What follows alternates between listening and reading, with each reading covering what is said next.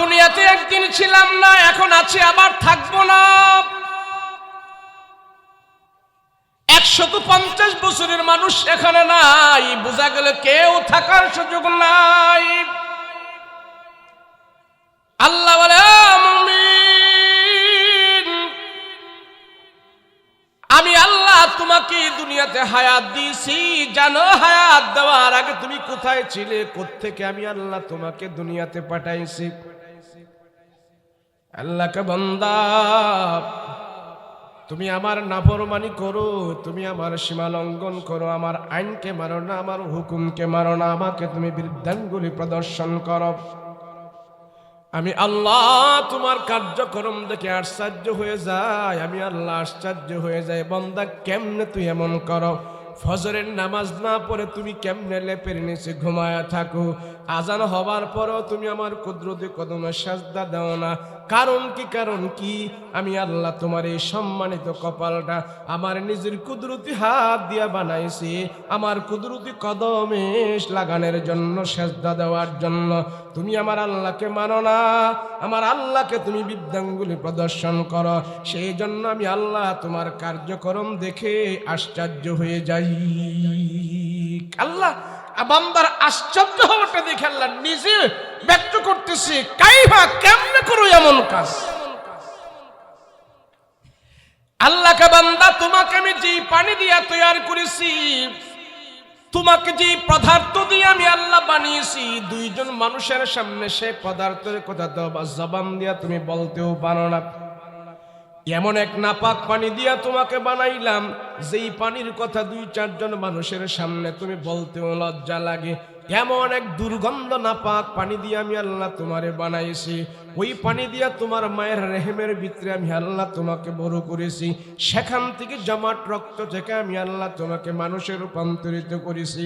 বান্দা, তুমি জানো আমি আল্লাহ কত তোমাকে ভালোবাসি।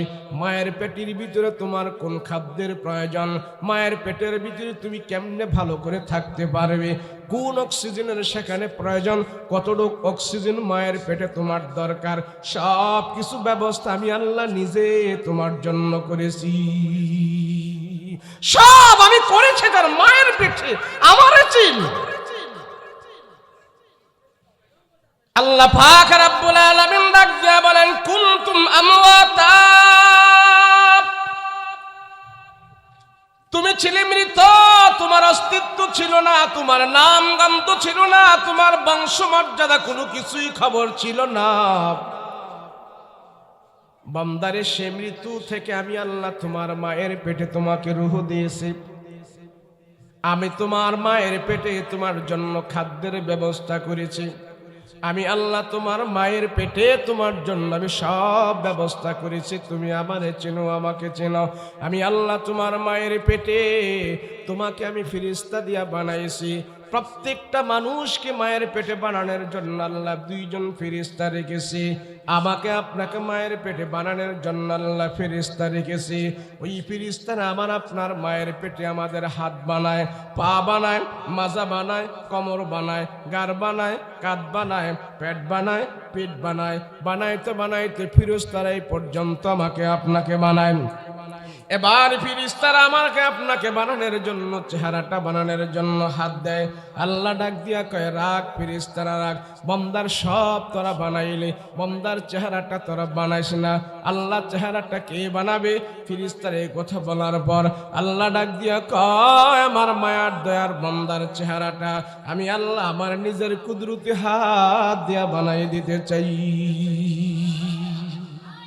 أما بعد فأعوذ بالله من الشيطان الرجيم. بسم الله الرحمن الرحيم. كيف تكفرون بالله وكنتم أمواتا فأحياكم ثم يميتكم ثم يحييكم ثم إليه ترجعون. صدق الله مولانا العظيم وصدق رسوله النبي الكريم. ونحن على ذلك لمن الشاهدين والشاكرين والذاكرين والحمد لله رب العالمين اللهم صل على محمد وعلى آل محمد كما صليت على إبراهيم وعلى آل إبراهيم إنك حميد مجيد الحمد لله সবাই আওয়াজ করে বলেন আলহামদুলিল্লাহ। আখালিয়াঘাট এলাকাবাসীর উদ্যোগে তাফসীরুল কোরআন মাহফিল। আজকের মাহফিলের শ্রদ্ধাভাজন সভাপতি, সম্মুখপান উপবিষ্ট দিনদার মুত্তাকি পরহেজগার ভাইয়েরা, পর্দার অন্তরালে অবস্থানরত আমার সাধ্যা মা বোনেরা, আল্লাহ পাকের দরবারে কালেমাত শুকর আদায় করছি, বলি আবার বলি আলহামদুলিল্লাহ। আল্লাহ যারে ভালোবাসে, পছন্দ করে, মহব্বত করে, যার উপরে আল্লাহ পাকের দৃষ্টি আল্লাহ বারবার দান করে, যাকে আল্লাহ নাজাত দিতে চায়, রহমত দিতে চায়, জান্নাত দিতে চায়, ওই আল্লাহর পছন্দের বান্দাদের কি আল্লাহ পাক এই গভীর রজনীতে গুনাহমুক্ত মজলিসে বসার তৌফিক দান করে দেয়।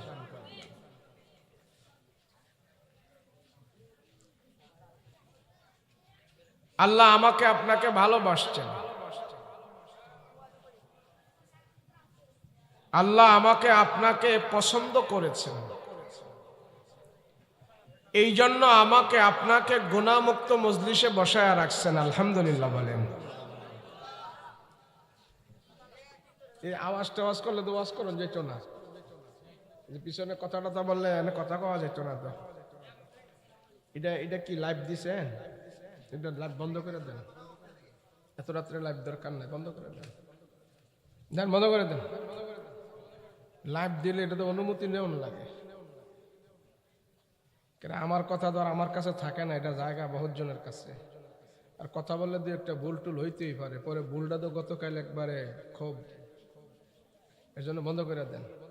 হ্যাঁ, আপনারা অনেকক্ষণ বয়ান শুনছেন, কথাবার্তা শুনছেন, আল্লাহ রসুলের কথা শুনছেন, আমলের কথা শুনছেন। এখন মধ্যরাত, গভীর রাত, এখন আর লম্বা চোরা বয়ানের দরকার নাই। এখন দুইটা জিনিস বাকি আছে। কয়টা জিনিস? সবাই বলেন কয়টা? এক হইল আমরা বাড়ির যাই আমল করব, আর আমরা সবাই মিলে গভীর রজনীতে আল্লাহর কাছে আমরা দোয়া করব। কথা বলেন ঠিক কিনা? দোয়া করাটা বাকি রয়েছে আর আমল করাটা বাকি রয়েছে।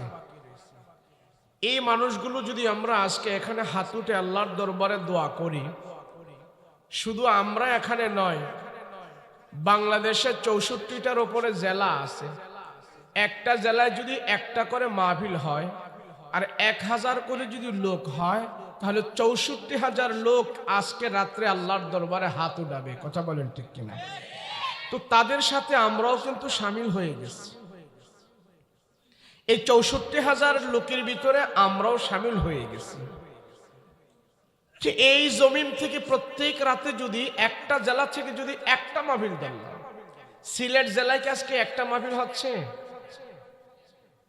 যে এমন একটা মাহফিল ধরেছি, একটা মাহফিল থেকে যদি এরম 1000 লোক যদি আল্লাহর দরবারে হাত ওঠায়, 64,000 লোক, আর সবাইকে আল্লাহ পাক এই রাতে একসাথেই তো আমরা, আজ রাতেই তো আমরা আল্লাহর দরবারে হাত ওঠাচ্ছি। তো এমনও হতে পারে 64,000 লোকদের ভিতর থেকে আজকে আমাদের দোয়া আল্লাহর দরবারে কবুল হবে। কথা বলেন ঠিক কিনা? কেন? দোয়া ছাড়া আমাদের কিছু নাই। আল্লাহর দরবারে হাত উঠানো ছাড়া আমাদের আর কিছু নাই। সেজন্য আজকের মাহফিল যেন আল্লাহর দরবারে কবুল হয়, সেজন্য আমরা আল্লাহর দরবারে আজকে দোয়া করব। রাজি আছি ইনশাআল্লাহ? আর এখন যদি আমি লম্বা বয়ান করি তো আপনাদের থেকে মজা লাগবে না। কেন? লেবু একটা চিপা এক লোক খায়া গেছে। লেবু বুঝেন তো? লেবু চিপা যদি এটা খায়া যায়, রস একজনে খাইয়া গেছে সিপায়, এখন আরেকজনে যদি সিপাইটা খাইতে চায় রস বাড়িব না, তিতা লাগবে, তাই না? এতক্ষণ আপনারা অনেক বয়ান শুনছেন, কথা শুনছেন, এখন যদি আমি লম্বা বয়ান করি মজা লাগবো না, তিতা লাগবো।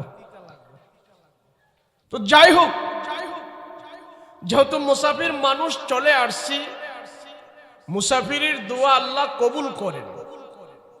এই কবুলিয়তের ফলাফল আল্লাহ আপনাকে কখন দিবেন সেটা আল্লাহ ভালো জানে, কিন্তু মুসাফিরের দোয়া কি বলেন না, দোয়া কি কবুল।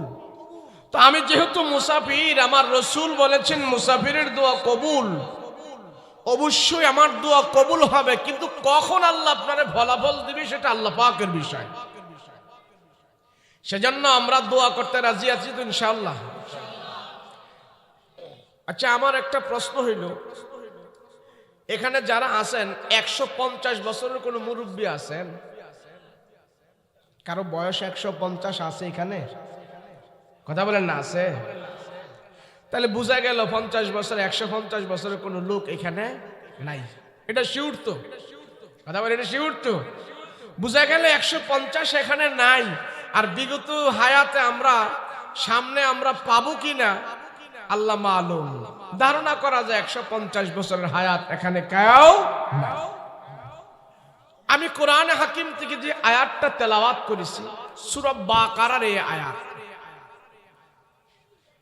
আল্লাহ এই আয়াতের ভিতরে বলতেছেন কাইফা তাকফুরুনা বিল্লাহ। এই কাইফা শব্দটার অর্থ হইল, আমরা কোন জিনিস দেখলে আশ্চর্য হয়ে যাই, এমন আশ্চর্যবোধক কোন জিনিস যদি আমাদের চোখে দেখা পড়ে, আমরা আশ্চর্য হয়ে বলি হায় হায় হায়, তুই বেটা কেমনে করলি এই কাজ। আমরা অনেক সময় বলি না, হাজী সাহেব এই কাজটা কেমনে করলো, মসজিদের ইমাম সাহেব এই কাজ করতে পারে, আরে বেটা এত বড় মাওলানা সেই কাজটা কেমনে করলো। একটা আশ্চর্য হয়ে যায় আমরা, তুই কেমনে করলি এই কাজটা। তো আল্লাহ এই আয়াতের শুরুতে কাইফা শব্দ ব্যবহার করে আমাদেরকে বলতেছেন কাইফা, আমি আল্লাহ আশ্চর্য হয়ে যাই, কেমনে করলি তুই এই কাজ। কি কাজ? কাইফা তাকফুরুনা বিল্লাহ, কাইফা তাকফুরুনা বিল্লাহি ওয়া কুনতুম আমওয়াতান ফাআহইয়াকুম সুম্মা ইউমীতুকুম সুম্মা ইউহয়ীকুম সুম্মা ইলাইহি তুরজাউন।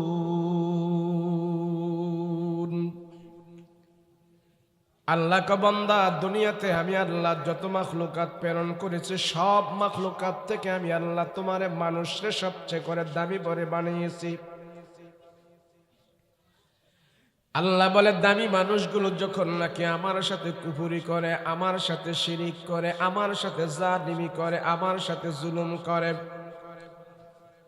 কাইফা তাকফুরুনা বিল্লাহ, আমি আল্লাহ মানুষের জালিমি দেখে, জুলুম দেখে, শিরিক করা দেখে, কুফরি দেখে আমি আল্লাহ নিজে আশ্চর্য হয়ে যায়।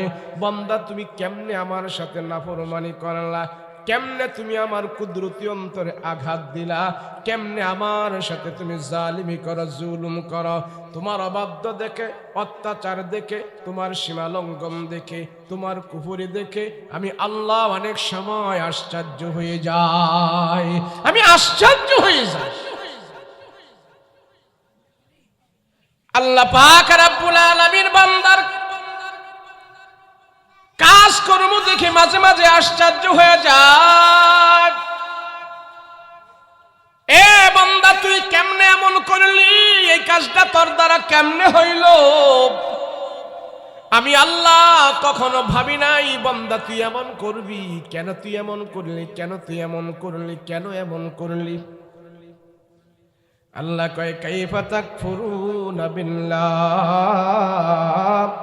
বান্দারে তুমি তো জানো না, কুনতুম আমওয়াতা, তুমি মৃত ছিলে, তোমার কোনো অস্তিত্ব ছিল না, তোমার কোনো নাম গন্ধ ছিল না, দুনিয়াতে তুমি একজন মানুষ এটাও কেউ জানতো না।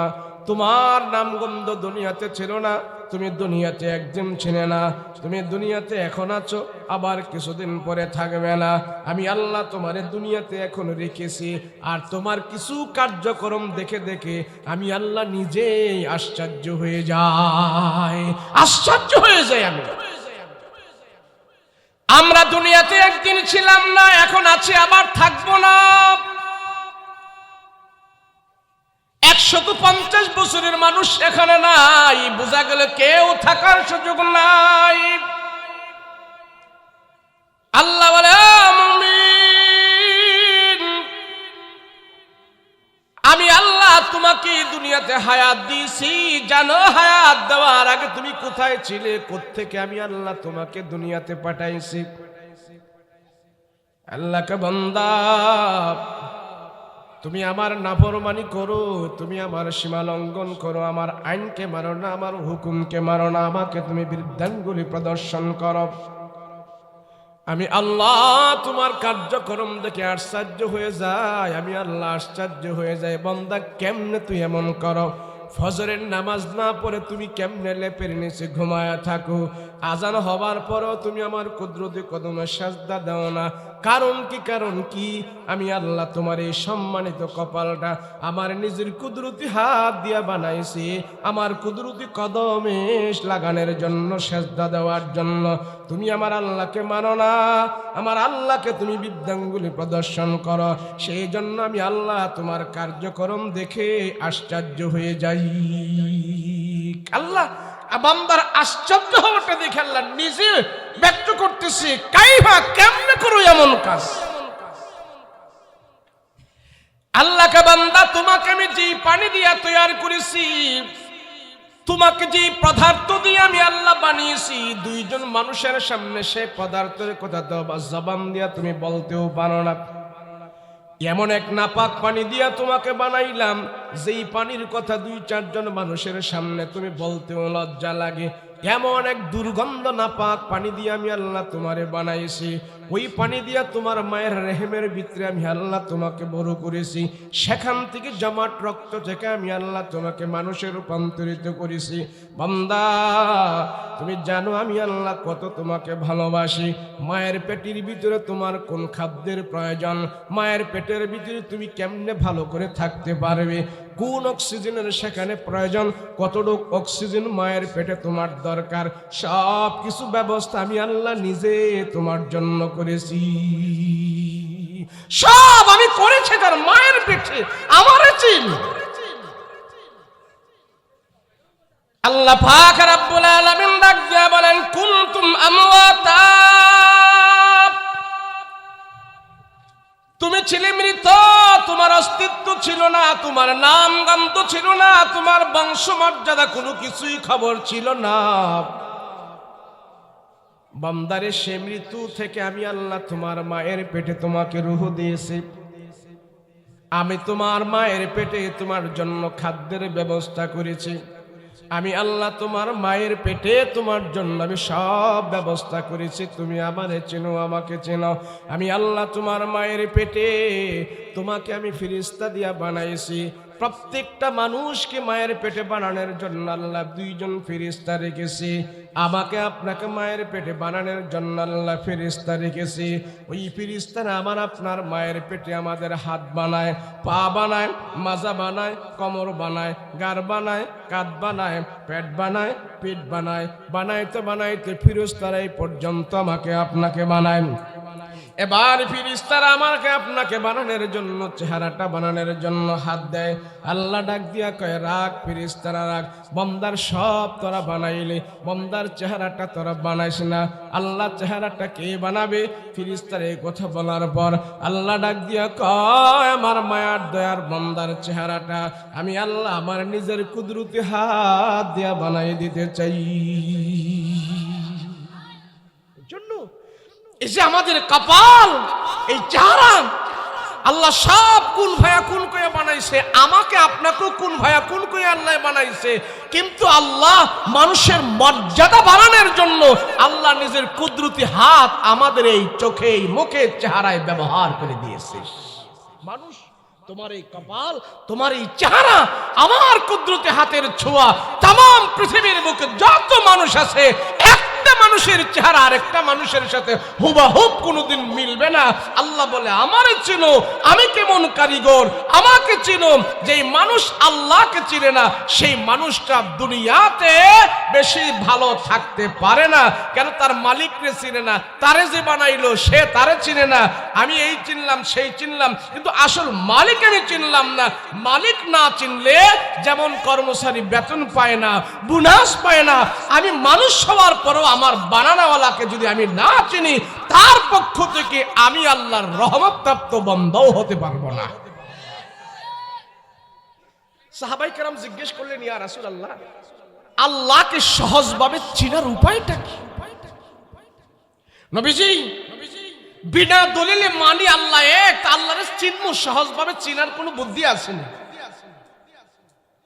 তো রাসূল বলেন, তাফাক্কারু ফি খালকিল্লাহ, আল্লাহর সৃষ্টি নিয়ে তোমরা একটু গবেষণা করো না। আল্লাহ তো বলে দিছি, আল্লাহর সৃষ্টি নিয়ে একটু গবেষণা করো, দেখবে আল্লাহ পাক তোমাদের সামনে হাজির হয়ে যাবে। আল্লাহর সৃষ্টি কি? এক কবি সুন্দর করে তার একটা কবিতার ভিতরে আল্লাহর সৃষ্টি নিয়ে ধরে তুলছে, একটা কবিতার মাধ্যমে। আচ্ছা মানুষ বলো দেখি, রাত্র কেন কালো, চাঁদ সূরজ কোথা হতে পেল এত আলো, পশু পাখি কয় না কথা, মানুষ কেন কয়, বলো বলো বলো মানুষ এসব কেমন করে হয়, ফুলগুলি সমান নানান রঙে কেমন করে হয়, পাতাগুলো সবুজ বটে ফুলের মতো নয়, দুধ কেন হয় সাদা, মরিচ কেন ঝাল, আমগুলি পাকলে আবার কেমনে তা হয় লাল, আমরা মানুষ বাস করি ভাই এই দুনিয়ার রঙে, হাতের রেখা আর চেহারা মিলে না কারো সঙ্গে, আর মিলে না কথার ধরন আঙ্গুলের টিপ, আল্লাহ আছে একজন এবার প্রমাণ হলো ঠিক। যেই মানুষ আল্লাহকে চিনে ফেলছে, রবকে চিনে ফেলছে, সেই মানুষ আল্লাহর কুদরতি কদমে সাজদা ছাড়া থাকতে পারে না। কথা বলেন ঠিক কিনা? আল্লাহকে আমারে চিনো। আমি মনে করি আমার বিবি আমারে সবচেয়ে বেশি ভালোবাসে, আমার বাবা আমারে সবচেয়ে বেশি ভালোবাসে, আমার সন্তান আমারে সবচেয়ে বেশি ভালোবাসে। আমি মনে করি আমার নেতা আমারে ভালোবাসে, আমার দল আমারে ভালোবাসে। আল্লাহ কয় না না না বান্দা না, পৃথিবীর সব মানুষের ভালোবাসা যদি এক জায়গায় রাখা, আমার ভালোবাসা তুমি এক জায়গায় রাখো। এই বান্দা আমি তোমারে সবচেয়ে বেশি ভালোবাসি, আমার মতন পৃথিবীতে কেউ তোমাকে ভালোবাসে না। আমি আল্লাহ তোরে সবচেয়ে বেশি ভালোবাসি। এই আল্লাহ যদি বেশি ভালো না বাসতো, আমরা যে অপরাধ করি, আমরা যে পাপ করি, আল্লাহ যদি আমার আর আপনার মতো মেজাজের হইতো, কবে চড়াই টড়াই দাঁড় ফালাই দিত না আমাদেরকে। মানুষ, যে মানুষটা তার ব্রেন দিয়া আল্লাহরে চিনে ফেলে, এই মানুষটা সে কোনদিন নাফরমান হতে পারে না, জালিম হতে পারে না। আজকে সমাজে জালিমের সংখ্যা বেশি, এই সমাজে জালিমের সংখ্যা বেশি। দেখেন না, পত্রিকা খুললে, হ্যাঁ, এবং মিডিয়ায় দেখলে আমরা দেখি মা বাবারে সন্তানে পিস মোড়া বান দিয়া মা বাবার উপর অত্যাচার নির্যাতন করে, মার থেকে জোর করে টিপসই নিয়ে যায়, মা বাবার সম্পদ ছেলে একাই ভোগ করে, মা বাবার পিটাই পিটাই ঘর থেকে বের করে দেয়। কেন জালিম হইল সে? তার জালিম কেন হইল? তার মা তার বাবা এই সন্তানকে রবের পরিচয় শিখায় নাই, আল্লাহর পরিচয় শিখায় নাই, হাসর মিজান কবরের আখিরাতের জগতের কথা শিখায় নাই। এই জন্য এই সন্তান তার মা বাবার উপরে সে জালিম হয়ে গিয়েছে। যার কাছে মালিকের পরিচয় নাই, আল্লাহর পরিচয় নাই, রবের পরিচয় নাই, দেখবেন এই মানুষটা সমাজে বেশি ভালো না। হয়তো এটা তাস খেলে, না হয় এটা জুয়া খেলে, না হয় সুদের উপরে টাকা লাগায়, আরেকজনেরটা মাইরা খায়, ইবাদত বন্দেগী করে না, 2 নম্বরের তালেই সব সময় থাকে। তোর আসতে বলো, 2 নম্বরের তালেই থাকে। কেন? রব চিনল না। পৃথিবীতে যত নবী রাসূল আল্লাহ পাঠিয়েছেন 1,24,000 পয়গম্বর, সমস্ত পয়গম্বর পৃথিবীতে আসার পর তার উম্মতকে আল্লাহর পরিচয় শিখাইছে। আল্লাহ কে, তার পাওয়ার কত, তার ক্ষমতা কত, সে কতটুকু কি করতে পারে, আল্লাহ আমার মালিক, খালিক, রিজ্জাক, রাজ্জাক, সব কিছু যে আল্লাহ নবীর আইসা আল্লাহর পরিচয় উম্মতকে শিখাইছে। কিন্তু আমি বাবা হইয়া, আমি গার্জিয়ান হয়ে আমার সন্তানকেও আমি রবের পরিচয় শিখাইতে পারি নাই। কথা বলেন ঠিক কিনা? এর জন্য এই সন্তান আমার জন্য আযাব হয়ে গেছে, এর জন্য এই সন্তান আমার জন্য সন্ত্রাস হয়ে গেছে, এই জন্য এই সন্তান আমার মা বাবারে কোবায়া কোবায়া মারতে চায়। কথা বলো ঠিক কিনা? জালিম হয়ো না। যদি জালিম না হও, আল্লাহর পরিচয় জানো আল্লাহ কি। এই সারা দুনিয়াতে আল্লাহ যত মানুষ বানিয়েছে, কারো চেহারার সাথে কি কারো চেহারার মিল আছে? আছে, মিল আছে।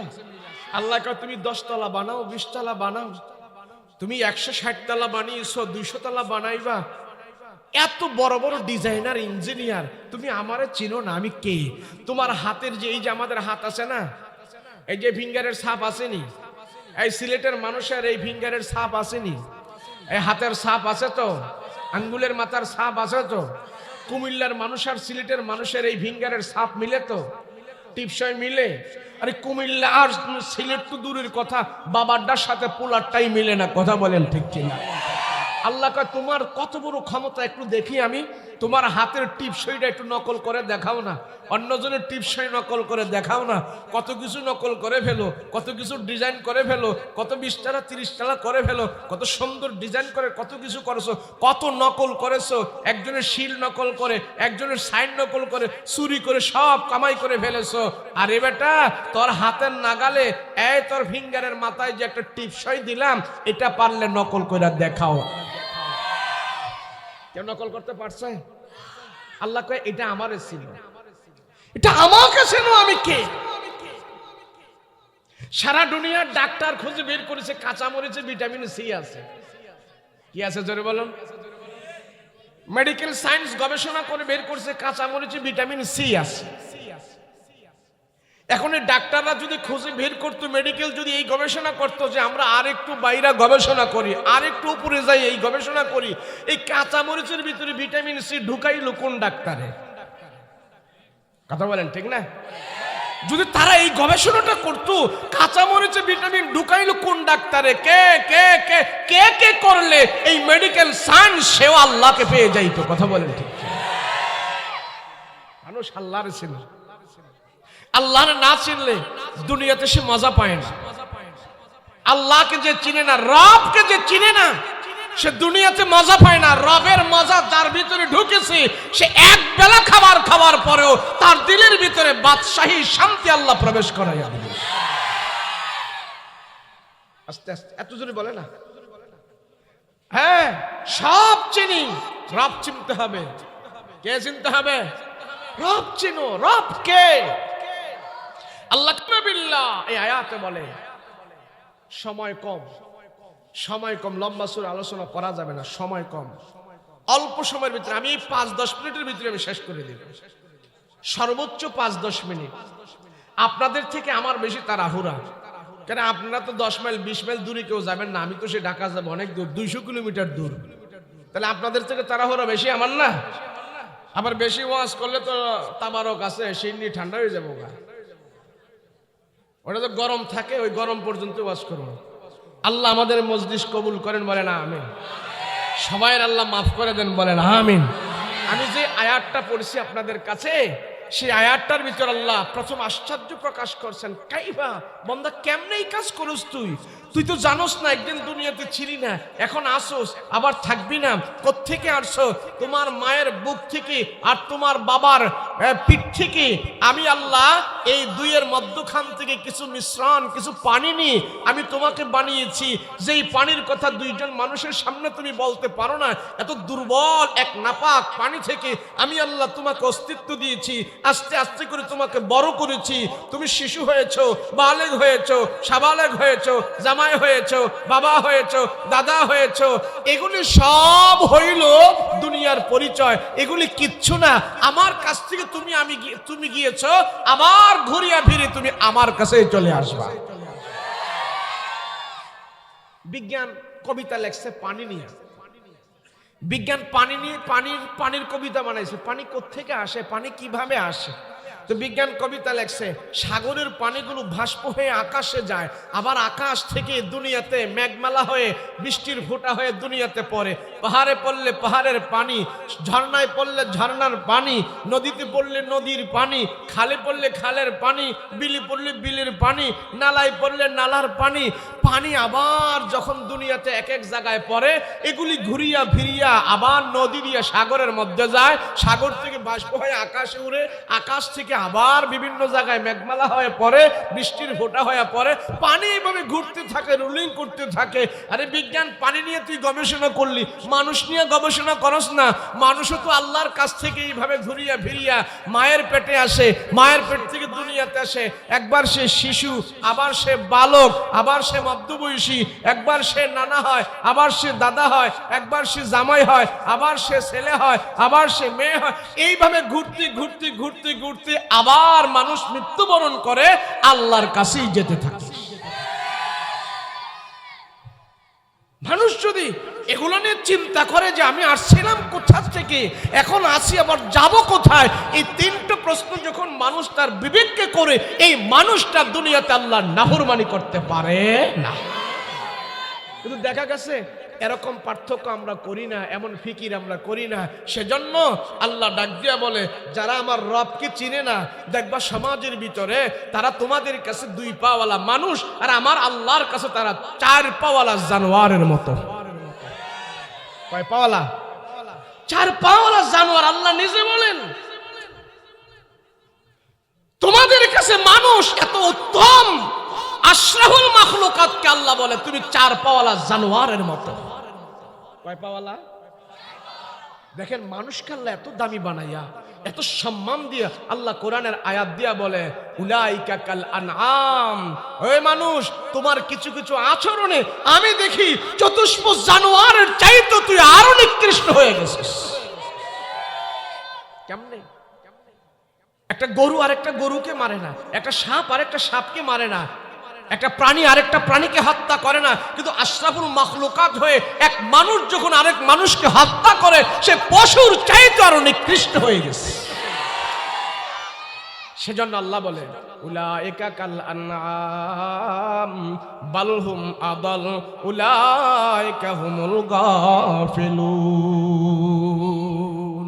মানুষ যখন তার রবকে চিনে না, মানুষ যখন সে আল্লাহকে চিনে না, এই মানুষটার মানুষ থাকে না, তার ভিতরে আর চতুষ্প জানোয়ারের ভিতরে কোনো পার্থক্য থাকে না। দেখবেন সকালবেলা আপনি যদি একটা গরুকে মাঠে দিয়ে আসেন, দেখবেন 10টার সময় যায় গরু ঘাস খাইতেছে, 12টা বাজেও ঘাস খাইতেছে, জোহরের পরেও খাইতেছে, বিকেলেও খাইতেছে। ঘরের ভিতরে এইটা খোয়ারে বাইদা রাখছেন, রাতের 12টা বাজে গিয়া দেখতেছেন গরু আছে না নাই, ওই সময় যায় দেখতেছেন গরু বসে বসে চাবাইতেছে, খাইতেছে। তার কাজ খাওয়া, এর নামাজ নাই, রোজা নাই, কিচ্ছু নাই। তার খাওয়া আছে, মাঝে মাঝে ঘুম আছে, পায়খানা প্রস্রাব আছে, সঙ্গম করে বাচ্চা দান করা তার ভিতরে অভ্যাস আছে। আর যাদের নামাজ নাই, মানুষ হয়ে নামাজ নাই, রোজা নাই, আল্লাহর হুকুম নাই, ওই মানুষগুলোর ভিতরেও এই 4টা গুণ আছে। তাহলে তোমারে বানায় লাভ হইলো কি? গরুরে বানাইলি তো লাভ হয়েছিল। আল্লাহকে মানুষ তুই হলে আশরাফুল মাখলুকাত, তুই চতুষ্প জানোয়ারের মতন হইস না। তুই যদি খাসলত জানোয়ারের স্বভাব তোর ভিতরে আসে, শুধু জানোয়ারের স্বভাব আসবে না, জানোয়ারের চাইতে আরো নিকৃষ্ট হয়ে যাবে তুই।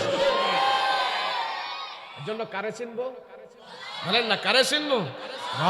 রবকে চিনো, আল্লাহকে চিনো, আল্লাহকে চিনো। বিবেক করো, চিন্তা করো, ফিকির করো। চিনবো তো আমরা রবকে, চিনবো তো।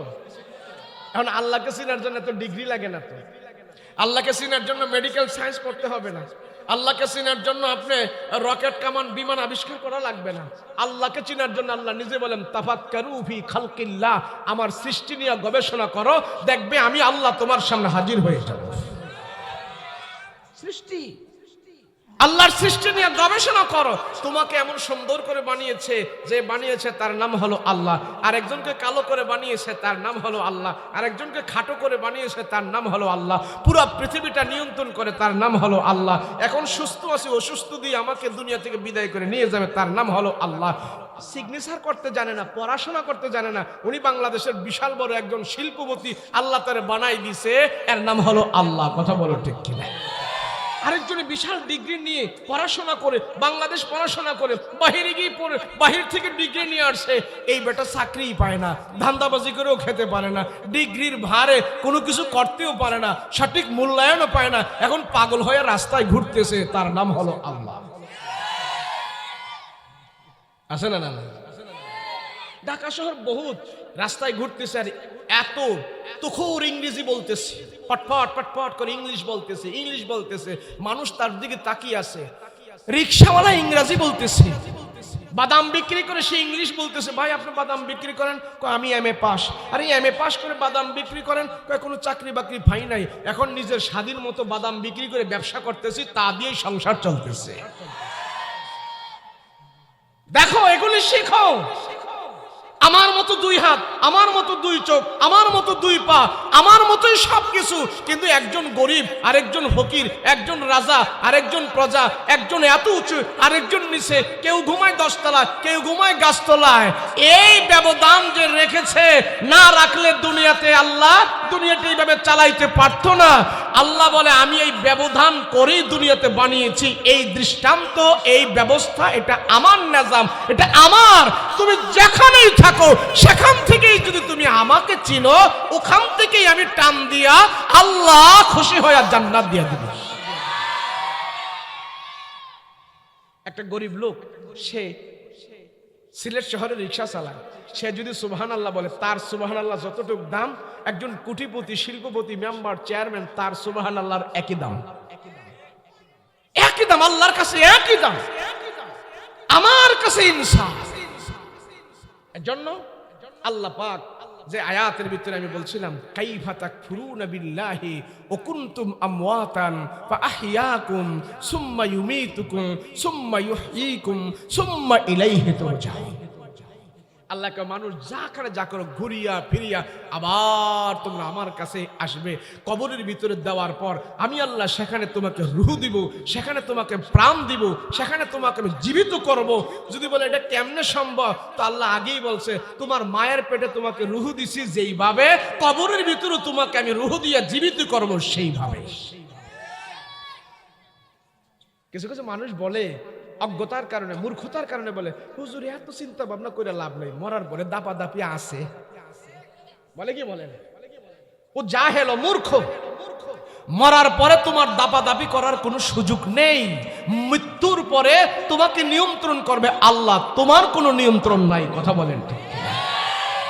এজন্য আমরা এই মাহফিল থেকে সবাই প্রতিজ্ঞা করি, জুলুম করব না, মা বাবার উপরে জুলুম করব না, জালেম হব না, ছোটর উপরে জুলুম করব না, বড়কে অসম্মান করব না, সম্মানিত ব্যক্তিকে অসম্মান করব না, মুরব্বীকে শ্রদ্ধা করব, বন্ধু বান্ধবের সাথে ভালো ব্যবহার করব, ছোটর সাথে স্নেহ করব, গরিবের উপরে জুলুম করব না, কারো প্রতি আমি জুলুম করে দুনিয়াতে থাকতে চাই না। কথা বলেন ঠিক কিনা?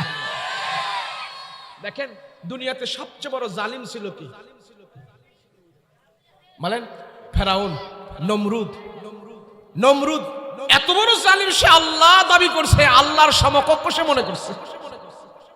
তো আল্লাহ কয়, তুই যত বড় জালিম, তরে শেষ করার জন্য, তরে ধ্বংস করার জন্য আমি আল্লাহ অত বড় যন্ত্র ব্যবহার করব না। তুই তো আমার জালিম হইলি সবচেয়ে বড়, আর তরে ধ্বংস করার জন্য আমি সবচেয়ে ছোট যন্ত্র ব্যবহার করব।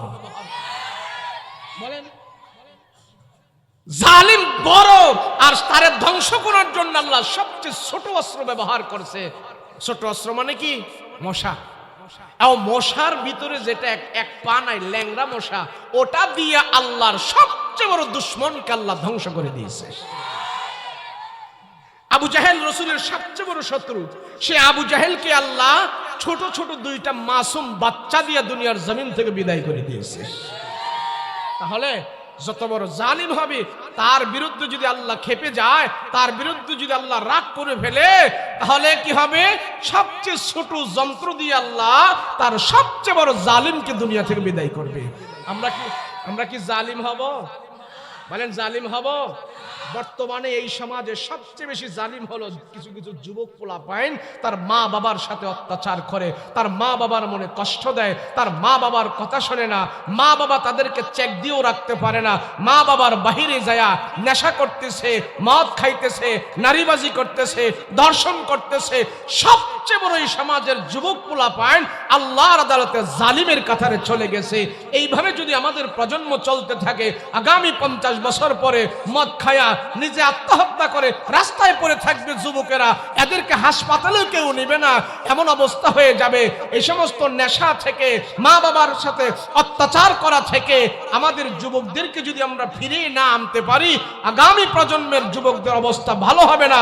সব যুবক নেশা খাইবে, সব যুবক অত্যাচার করবে, বিচার আচার পাবে না, সমাজটা একটা জাহেলিয়াতের সমাজে পরিণত হয়ে যাবে।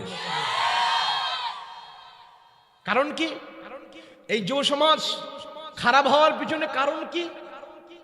কারণ আছে। ছোট্ট একটা ঘটনা বলে আমি এক্ষুনি দোয়া করব। আপনারা আল্লাহর ওলির নাম শুনেছেন, বাইজিদ বুস্তামি রহমতুল্লাহ আলাইহি। নাম শুনছেন না বাইজিদ বুস্তামি? চারো মাযহাবে স্বীকৃত উনি আল্লাহর একজন ওলি। বর্তমান যত আইম্মায়ে মাসাজিদ উলামায়ে কেরাম সবাই স্বীকৃত উনি একজন আল্লাহর প্রিয় বান্দা। এই বাইজিদ বুস্তামি কোনো কলেজে পড়ে নাই, মাদ্রাসায় পড়ে নাই, ভার্সিটিতে পড়ে নাই, কোনো শিক্ষাঙ্গনে যায় নাই, কিন্তু আল্লাহর ওলি হয়ে গেছে।